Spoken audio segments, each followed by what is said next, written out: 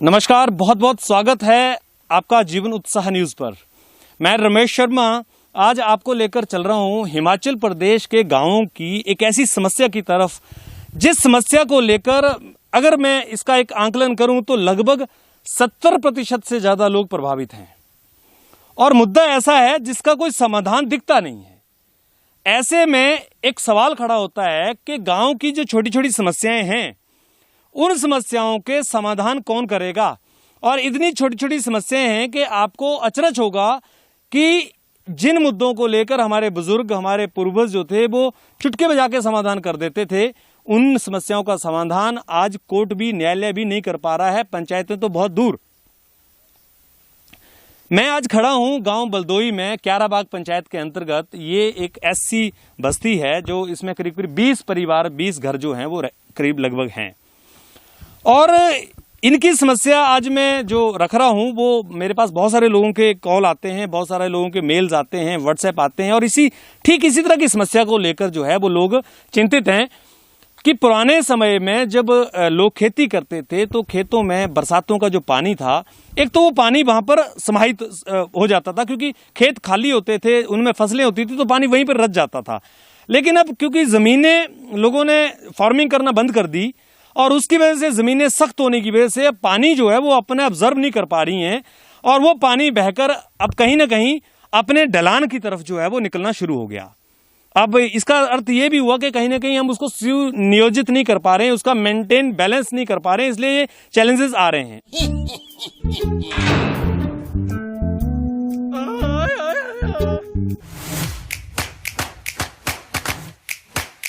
और दूसरी तरफ पहले गांव में जो मकान होते थे वो एक गांव के पास में सारे बने होते थे। अब वो मकान सारे धीरे धीरे ऐसी जगहों पे लोग लेके आ गए जहां पर पहले बंजर जमीन होती थी या खाली जगह होती थी, तो वहां नाले भी होते थे, वह पानी डिवाइड होके चला जाता था।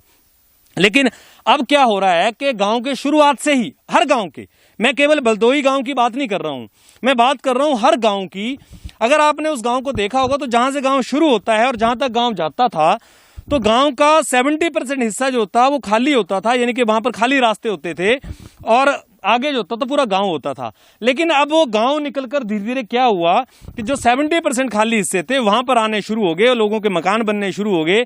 और जैसे जैसे लोगों ने वहां रिहाइश शुरू करी तो जो पानी का बहाव आता था, जो पहले नालों में चला जाता था, अब वो धीरे धीरे उस कॉमन रास्ते पे जाना शुरू हो गया, जिस रास्ते को गांव आप आज सड़क कहते हैं या जो लोग कहते हैं कि एक मुख्य रास्ता है उनके गांव को जोड़ने का। इस मुद्दे को मैं बड़ी गहराई से रखना चाहता हूं। मैं प्रशासन के सामने, सरकारों के सामने, ये बड़ी बात है पंचायतों के सामने कि ये जो छोटी छोटी लड़ाइयां हैं पानी की, ये लड़ाइयां गांव के बीच में आपस का जो प्यार है वो खत्म कर रही हैं और मतभेद इस कदर बढ़ रहे हैं कि धीरे धीरे लोगों के अंदर अपनी रंजिश पड़नी शुरू हो रही है और लोग कहीं ना कहीं इस बात में भी आ रहे हैं कि जब पानी ऊपर से आ रहा है, अब ऊपर किसी ने मकान बना दिया। मैं थोड़ा एग्जांपल देता हूं आपको, मैं जैसे आपको यहां पर दिखाना चाहूंगा, यहां पर मैं खड़ा हूं, जो शुरुआत की बात मैं दिखा रहा हूं, मेरे सहयोगी थोड़े साथ आएंगे। मान लीजिए ये मकान आप देख रहे हैं, तो मुझे लगता है ये मकान आज से 5, 7, 10 साल पहले बना होगा। एक आइडिया से अगर मैं देखूं तो 5, 7, 10 साल पहले ये मकान जो इन्होंने बनाया होगा, ये मकान या तो इनका पहले गांव में होगा कहीं और गांव से उठ के फिर उन्होंने यहाँ जिनकी जगह थी उन्होंने मकान बना लिया। तो यहाँ पर जैसे बताया जा रहा है कि पहले जो यहाँ जो पीपल का पेड़, मेरे सहयोगी थोड़ा जूम करके दिखाएंगे, ये जो पीपल का पेड़ है यहाँ से समस्या शुरू हो रही है क्योंकि उसके आगे थोड़ी ऊंची जगह है तो उधर का पानी उधर चला जाता है। लेकिन इधर का पानी जो है, जो ये ऊपर जमीनें आप देख रहे हैं, ये पूरी जमीनें जो हैं यहाँ से जो पानी उतर के इस जगह से आता है और पानी क्योंकि पहले नीचे उतर जाता था तो डिवाइड हो जाता था। लेकिन अब जैसे जैसे मैं दिखा रहा हूँ, मेरे सहयोगी इधर दिखाएंगे, जैसे कि अब ये पानी उतर के यहाँ जाता था तो यहाँ पर इन्होंने, यहाँ पर एक नाला था उसमें पानी जाता तो यहाँ पर इन्होंने थोड़ा ऊंचा कर लिया तो पानी जो है वो इस रास्ते में यहाँ पर जैसे ये आता हुआ जा रहा है और धीरे धीरे पानी उतरते, फिर यहाँ उतरता था पानी, जहाँ पर ये मैं दिखा रहा हूँ, यहाँ पर ये लोग खड़े हैं, यहाँ पर पानी उतरता था, फिर यहाँ पर इन्होंने थोड़ा सा ऊंचा कर लिया और ऊंचा करके ये पानी जो है वो नीचे जाने लग पड़ा। हालांकि ये रास्ता जो जा रहा है ये गाँव का ही द्वार है, गाँव का ये प्रवेश का रास्ता है। अब लेकिन अब यहाँ पर मेरा कंसर्न ये है कि जैसे अब ये नीचे मकान बने हैं, इन्होंने यहाँ रोक लिया, इधर के मकानों ने इधर रोक लिया, पीछे के मकानों ने पीछे रोक लिया, तो ये पानी आखिर जाएगा कहाँ? ये पानी तो नीचे गांव में ही जाएगा। अब नीचे जब गांव में जाता है तो इशू ये आ जाता है लोगों का कि भाई ऊपर का पानी हम अकेले क्यों ले लें, हमारे ही घर में सारा गांव का पानी क्यों आ जाए। बहुत जायज़ क्वेश्चन है, कोई भी आदमी क्यों अकेला जिम्मेवारी ले लेगा कि पूरे गांव का पानी उसके घर में घुस जाए।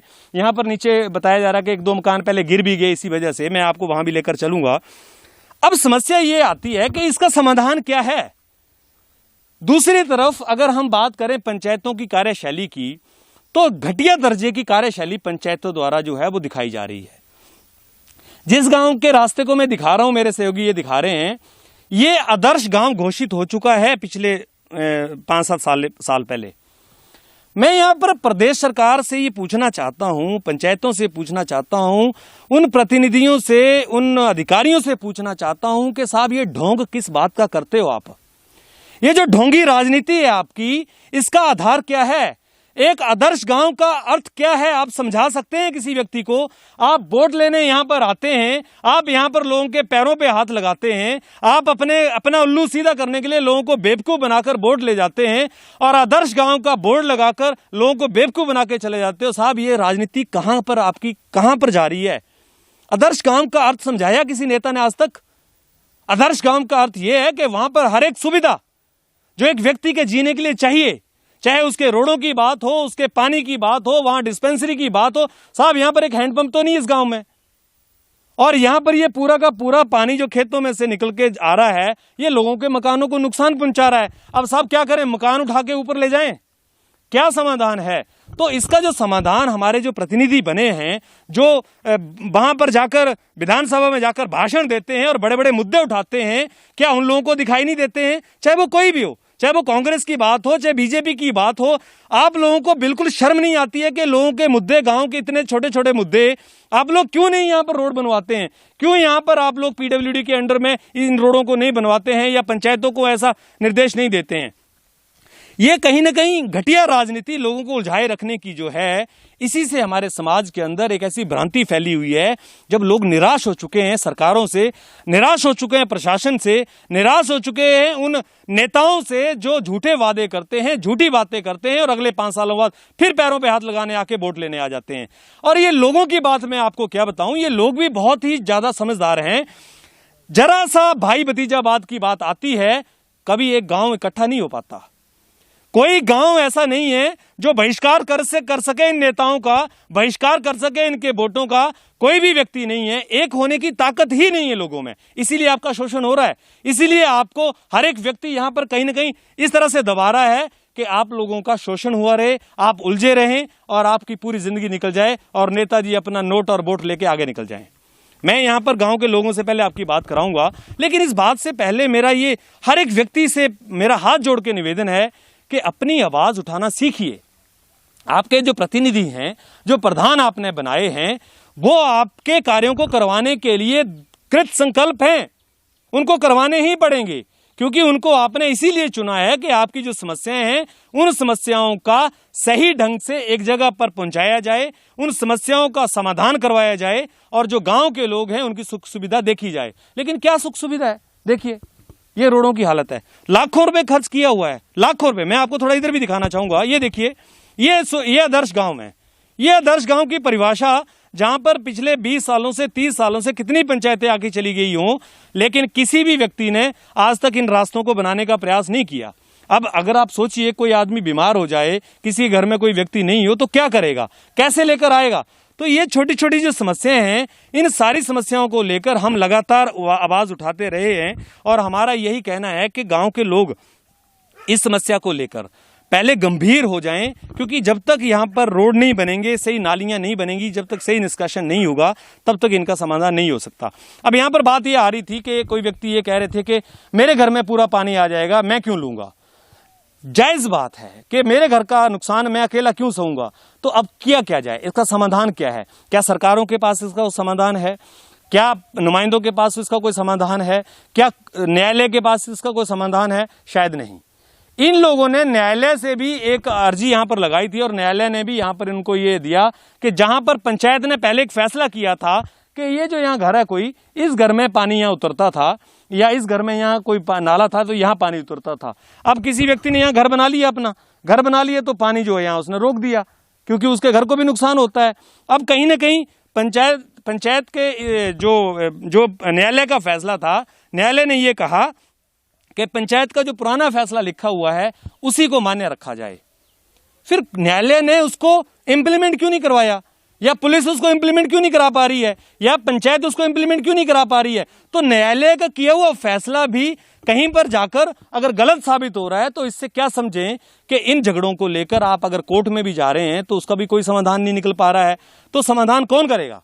समाधान करेंगी हमारी सरकारें, कोई ऐसी पॉलिसी बनाकर, कोई ऐसा नियम बनाकर कि हर गांव को एक सही ड्रेनेज सिस्टम बनाया जाए, हर गांव में एक ड्रेनेज सिस्टम की पॉलिसी बनाई जाए और वहां पर पैसा लगाया जाए।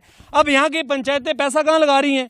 खड्डों के अंदर स्पर लगाकर और ऐसे खेतों को डंगे लगवाकर, चाचा भतीजा बात कर कर, उन पैसों को चेक डैम बनवाकर और बॉर्डर हार्वेस्ट टैंक बनवाकर, जिनका कोई औचित्य नहीं है। तो ये जो पैसे की बर्बादी की जा रही है, इसको गांव की सुविधाओं के लिए लगाया जाना बहुत जरूरी है। और मैं प्रदेश सरकार से ये बार बार आह्वान करता आया हूं कि साहब, आप जो पैसा लगवाने की पॉलिसी है उसको क्यों नहीं बदल रहे हैं? क्यों पंचायतों का एक सर्वे नहीं हो रहा है? क्यों गांव का एक सर्वे करके वहां पर जो सही जगह वहां पैसा लगना चाहिए, जहां पर लोगों की सुविधाओं के लिए लगाया जाए, क्यों नहीं कर पा रहे हैं? क्यों प्रधानों को मनमानी करने का अधिकार दिया हुआ है? क्यों पंच और सेक्रेटरी मिलकर सारी पॉलिसीज को छेड़छाड़ कर रहे हैं, जिससे गांव की डेवलपमेंट खत्म हो जा रही है? एक एक पंचायत में अगर पिछले 5 सालों में 1-1 करोड़ भी अगर लगाया हो ना, 1 करोड़ रुपए, तो 1 करोड़ रुपए में पूरा गांव ऐसा सुविधाजनक हो सकता है कि अगले 25 साल वहां पैसा नहीं लगाना पड़ेगा। लेकिन साहब, आपके पूरे पैसे की बर्बादी पंचायतें कर रही हैं। झूठे मनरेगा के मस्टॉल भरे जा रहे हैं, झूठी हाजिरियां लगाई जा रही हैं, लैंड लेवलिंग के अंदर बड़ा घोटाला किया जा रहा है, आपके जितने टैंक बनाए जा रहे हैं सब वेस्ट हैं। सारे के सारे पंचायतों के 80% कराए हुए काम बेकार हैं। जिम्मेवार कौन है? जिम्मेवार हैं ये प्रदेश सरकारें, जो लोगों को बेवकूफ बना रही हैं और घटिया राजनीति का नमूना दे रही हैं। मैं कुछ लोगों से यहाँ पर आपकी बात कराऊंगा। यहाँ पर एक महिला खड़ी है, मैं उनसे बात कराऊंगा। मैं चाहूंगा कि वहाँ खुले में चलेंगे सभी लोग, वहां पर हम बात करेंगे और इनसे हम समझेंगे कि इनकी समस्याएं क्या है और ये क्या समाधान चाहते हैं। तो पहले हम यहाँ पर आपकी बात कराते हैं। यहाँ एक महिला है, समस्या क्या है? अभी इस गाँव की 2 समस्या मैंने आपको बताई। एक तो ये आदर्श गाँव घोषित हुआ है, तो मैं यहाँ पर यह कहना चाहूंगा कि साहब, अगर ऐसे आदर्श गांव होते हैं तो ये आदर्श गांव का जो नारा आप बोल रहे हैं ना, इसको बंद ही कर दीजिए, क्योंकि ये कहीं ना कहीं आपकी कार्यशैली और आपके ये घटिया दर्जे की जो ये राजनीति है उसको शो करता है। और कम से कम जीवन उत्साह न्यूज तो इस बात को बहुत जोरदार तरीके से रखना चाहता है कि आप लोगों को जो बेवकूफ बना रहे हैं ना, ये बेवकूफ बनाने का सिलसिला समाप्त होने वाला है। ये बेवकूफ अब ज्यादा दिन नहीं चलेगा। आपने ऐसे ऐसे गांव को शौच मुक्त बना दिया है जहां पर लोगों के घर में टॉयलेट्स नहीं है। आपने उनको आदर्श गांव बना दिया है जहां पर चलने के लिए रास्ता नहीं है, हैंडपंप तक नहीं है गांव में। तो काहे का आदर्श गांव बना रहे हो आप सर? ये स्लोगन जो देना है ये बंद कीजिए, क्योंकि इससे कुछ होने वाला नहीं है। लोगों की समस्याएं यहाँ एज इट इज बनी हुई हैं। मैडम, यहाँ पर पानी को लेकर आप लोग समस्या क्रिएट कर रहे हैं कि ये पानी का एक घर में चला जाता है या 2 घरों में चला जाता है, पीछे लोग रोकते हैं। क्या समस्या है, बताइए थोड़ी सी। हेलो सर, मेरा नाम सोनिका प्रकाश है, wife of Anil Kumar and son of mister Yogendra Singh.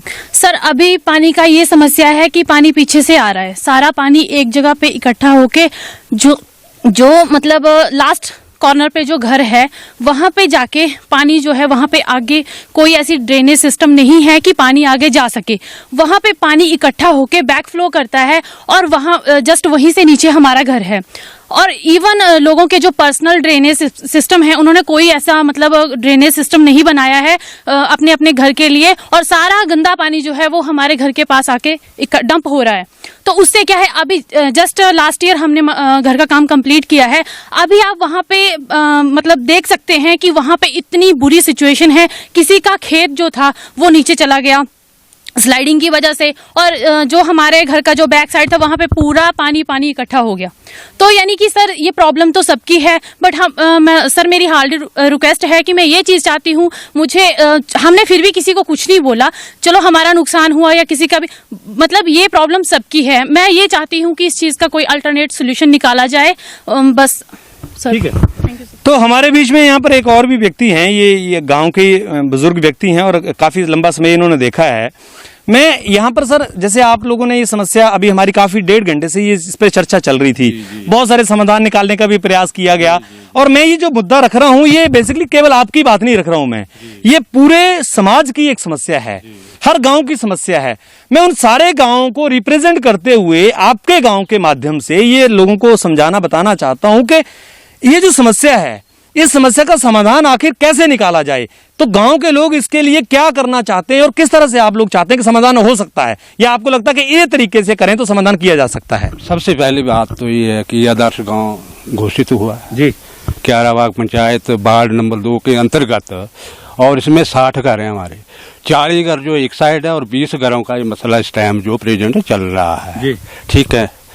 अच्छा, हम चाहते हैं जो पानी का समस्या है 3 जगह उतरता था, अब 3 जगह उतरने से 3 जगह ब्लॉक होगी, ब्लॉक होने से फिर थ्रू आउट चला गया, थ्रू आउट जाने से जो आगे जो 4-5 घर डैमेज हुआ, खत्म हुआ है, वो इस पानी की वजह से हुए हैं। जहां पर पानी उतरता था वो बोलते थे यहाँ तो जाता ही नहीं था, हालांकि यहाँ की जो पंचायत के 2 फैसले हैं उसका भी पानी यहाँ से जाता था, उसके ऊपर कोर्ट ने फैसला लिया, वो भी पानी वहां से उन्होंने बोला जैसे था यथास्थिति बहाल की जाए, परंतु पंचायत महोदय आए और उन्होंने इसको कोई फैसला नहीं दिया। हालांकि इस पंचायत ने फैसला किया, खुद रिटर्न में दिया हुआ पे पानी यहाँ से जाता था, अब इस बार बोला पे नहीं, तो हम किसके पास जाएं? अगर गांव की समस्या नहीं हल होती है, पंचायत बनती है, पंचायत के पास जाते, पंचायत अगर पल्ला झाड़ दे तो फिर कहाँ जाएंगे जी? पंचायत का क्या दायित्व बनता है? मेरा कहने का मतलब हमारे से मसला 20 घरों का नहीं तो पंचायत बैठकर उसको हल करती है, क्यों बनाती है पंचायत? इसके ये तो फिर भैंस के आगे बीन बजाने वाली बात है, कोई सुनवाई नहीं, बात खत्म है। अच्छा, अभी आप क्या चाहते हैं कि क्या समाधान किया जाए? समाधान ये किया जाए जो मतलब कोर्ट 2 पंचायत के फैसले हैं, एक कोर्ट का फैसला, उसको बहाल किया जाए और सबकी समस्या का हल हो जाएगा। जब पानी आगे जाएगा नहीं समस्या खत्म हो जाएगी।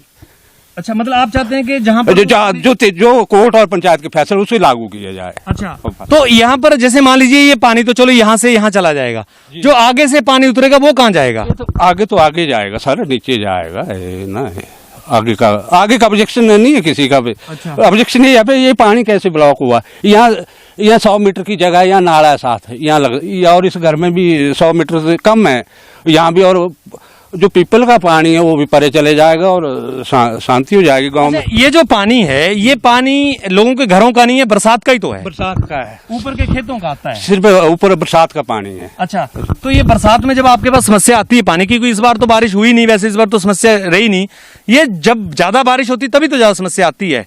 देखो, पानी की समस्या आज की नहीं है, जब से मैं 60 साल उम्र है मेरी तब से है। यहाँ से जाता था पानी और हमारे डंगरे जाते थे यहाँ, ये पानी को नई चीज नहीं है। अच्छा, ये ऐसे चलता था। मतलब अब आपका कहने का ये है कि जहाँ पर पानी उतरता था वही बहाल किया जाए, पंचायत और कोर्ट का फैसला यथावत स्थिति बहाल की जाए। ठीक है। हमारे बीच में यहाँ पर एक और भी व्यक्ति हैं, हम इनसे भी बात करना चाहेंगे। हाँ जी, जैसे ये पानी को समस्या लेकर, क्योंकि ये बड़ा मुद्दा है, इसमें कोई डाउट नहीं है कि आप लोगों में आपस की गांव की सहमति नहीं है, आपके क्या किसी भी गांव में सहमति नहीं है। हाँ जी, हर आदमी चाहता है कि पानी मेरे घर से निकलकर आगे बढ़ जाए और किसी के घर में जाए, मुझे कोई फर्क नहीं पड़ता है। ये जो सिलसिला है ये कोई समाधान की तरफ नहीं बढ़ रहा है। तो आप में से कोई ऐसा व्यक्ति है जो बुद्धिजीवी, ये फैसला कोई ऐसा रास्ता, कोई समाधान दे कि अगर ऐसे रास्ता बनाया जाए, ऐसे कोई तरीका किया जाए तो पानी का समस्या हमेशा के लिए ठीक हो सकती है? पहले तो बात यह है कि जैसे पंचायत के फैसले थे वैसे किए जाए, जिसके बाद अगर सरकार यहाँ से सड़क का निर्माण करती है या नालियों का निर्माण करती है, उसके बाद इस पानी को नीचे कर दिया जाए। क्योंकि आप देखेंगे नीचे जाते ही 3 घर टूट गए, अगला घर मेरा आता है जिसके अंदर जाएंगे आप, वो भी गिरने की कगार पर है इस टाइम, उसकी हालत भी दयनीय हो चुकी है। अच्छा, हाँ जी। तो आप अभी क्या समाधान चाहते हैं? अभी जब तक या इस रोड का, इस रास्ते का निर्माण नहीं होता है या सड़क नहीं बनती, तब तक डिवाइड किया जाए पानी को 3 जगहों पे, जो पुरानी पंचायत के फैसले थे और इस पंचायत के फैसले थे। ठीक, हाँ जी। तो जैसे अभी मैंने इन लोगों से आपकी बात कराई, मुझे इन सब बातों के बीच में एक बात बड़ी जो साफ सुथरी समझ में आती है वो ये है कि हमारे जो प्रशासन की जिम्मेवारी है, पहली बात तो आप एप्लीकेशन दीजिए, उन एप्लीकेशन को मार करके अगले अधिकारियों तक भेजा जा सकता है, समाधान कोई नहीं होता। ना तो एसडीएम साहब के पास कोई समाधान है, ना डीसी साहब के पास कोई समाधान है, ना पंचायतों के पास कोई समाधान है। तो साहब ये गांव की लड़ाइयों का समाधान करेगा कौन? कहीं ना कहीं इस बात को अगर ऐसे समझें तो एक बड़ा साफ सुथरा निर्णय निकल कर आता है, या एक कंक्लूजन बोले हम वो उसका है कि जब तक पूरे गांव के सर्वे ना किए जाएं, और ये जिम्मेवारी है प्रदेश सरकारों की, गांव के सर्वे किए जाएं और उनका जो पानी संबंधी समस्याएं हैं, उनके रोड संबंधी समस्याएं हैं, उन सारी समस्याओं का एक लेआउट बनाया जाए, खाका तैयार किया जाए और उसके अकॉर्डिंग गांव में डेवलपमेंट की जाए। अच्छा, ये बात आज आपको समझ में नहीं आएगी, लेकिन आने वाले 5, 7, 10, 15 सालों बाद यही बात आप करेंगे, क्योंकि हर गांव को डेवलप करने का जब तक आप कोई सही सोल्यूशन नहीं निकालेंगे तब तक इनका कोई समाधान नहीं होगा। लोग जमीनों के लिए लड़ते रहेंगे, रोड के लिए लड़ते रहेंगे। पीडब्ल्यूडी जमीनें लेता है लेकिन एनओसी नहीं ली, उनका पैसा नहीं देता है, इसलिए वो रोज के लफड़े। लोग सड़क नहीं बनाने देते, 1 इंच हाथ नहीं लगाने देते। सुविधाएं सरकार से सभी चाहिए। तो मेरा तो ये बड़ा साफ सुथरा कंसर्न है कि अगर जो लोग रोड बनाने के लिए मना करते हो या जो लोग रास्ता देने के लिए मना करते हो, उनको सरकार द्वारा दी जाने वाली सभी फैसिलिटी बंद कर दी जाए। कोई भी आदमी जो गांव में रोड बनाने के लिए कहीं हस्तक्षेप करता हो, कोई उसकी जमीन आ रही जी मैं नहीं दूंगा, ऐसे लोगों को सरकार द्वारा दी जाने वाली सभी सुविधाएं बंद कर दी जानी चाहिए, क्योंकि लोगों को लोकतंत्र की परिभाषा समझ में नहीं आती है। और जब उनकी वो सुविधाएं, चाहे वो सरकारी नौकरी प्राप्त करने की हो, चाहे वो राशन लेने की हो, चाहे वो किसी भी तरह की सरकारी सुविधा लेने की बात हो, उनकी पूर्ण रूप से बंद कर दी जाए, तब लोग सुधरेंगे। और ये सरकारों को करना ही पड़ेगा, आज नहीं तो कल। नहीं तो लोग तो हाथ नहीं लगाने देते। गांव में एक आदमी मर जाएगा बीमारी में, उसको उठाने के लिए पालकियों का इस्तेमाल करना पड़ रहा है। अरे यार, कुछ तो सोच बदलो। कब तक आप उसी घटिया मानसिकता में जीते रहोगे? कब तक आप उस जमीन जायदाद के लालच में बैठे रहोगे कि अपनी सुविधाओं से वंचित रह जाओगे? आपकी पीढ़ियां, आने वाली औलादें आपको गालियां देंगी और आपको कभी माफ नहीं करेंगी। खैर, मैं इतनी लंबी बात बोलना नहीं चाहता हूं। मैं ये कहना चाहता हूं कि हम सब लोगों को जागरूक होना पड़ेगा। आपकी सुविधाएं आपके लिए ही तो हैं। अगर ये गांव के पानी का समाधान सही हो जाए, मेरी प्रधान जी से बात हुई तो प्रधान जी ने ये कहा कि लोग जो है नालियां नहीं, मैंने उनको कहा कि मैं 5-6 जगह अलग अलग नालियां बनवा देती हूँ, रास्ता पानी उतारने के लिए करा देती हूँ। अगर उन्होंने ये बात बोली है तो उसको लेकर हम प्रधान जी से एक बार जरूर वर्जन लेंगे, उनसे पूछेंगे कि क्या समाधान किया जा सकता है।